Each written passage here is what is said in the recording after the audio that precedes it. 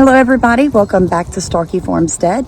I just wanted to talk to you guys for a second and tell you something I really feel like I need to share. I know that we all get excited and we all push to see our vision come true. I mean, that's just how it is. We push. We're like, oh, I have this vision and I want it so bad, so I'm going to push through. And we wear ourselves out. We wear our physical selves, our spiritual selves out, trying to walk out a vision that we have for our business, for our ministry, for our family, for our finances, for our health. We just push. We push with everything that we have. Slow your roll down. And I'm going to tell you why. If God gave you that vision, He's going to give you the provision. What do I mean by that? I will never forget the day that I stood right here, where I'm standing right now, facing that garden. We had just got delivered from so many bad habits and just got saved, got back into church. And the vision hit me so hard. I will never forget that. What I saw pop in that open, awake vision, what I saw was overwhelming in the sense that I was so far from where I was at that moment, was so far from what I was physically seeing. And I remember thinking, wow, my son came home from Bible school, standing in my driveway.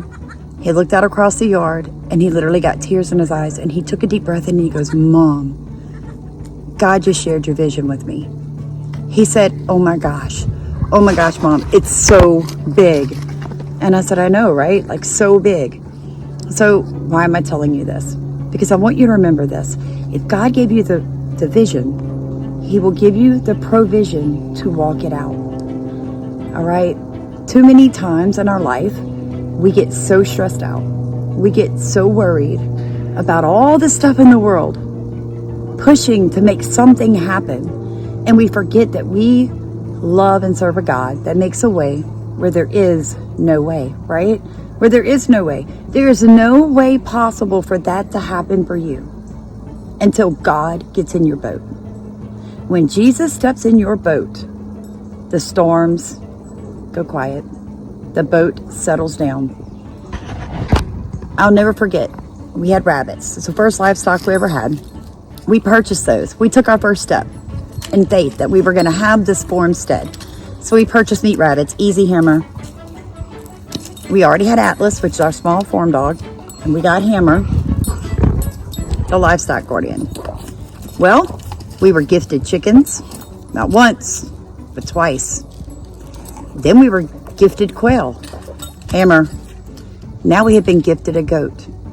Even my red wigglers that I started with were a gift.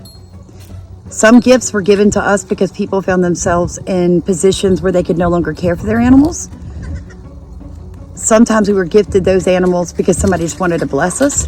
And sometimes we were gifted those things from an act of service. Hammer.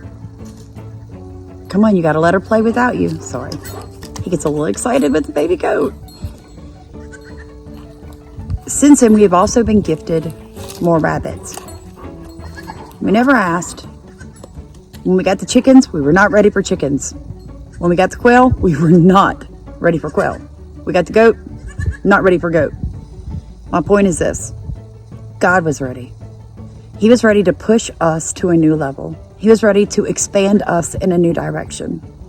We already wanted those animals. We had already talked about it. We had already started doing research. But we weren't ready. Sometimes God is already giving us the provision for the vision that He gave us, but it's not the direction we think we should be going. It's not what we're ready for. It's not even what we're looking for. But He's opening up His hand and He's trying to give you a gift.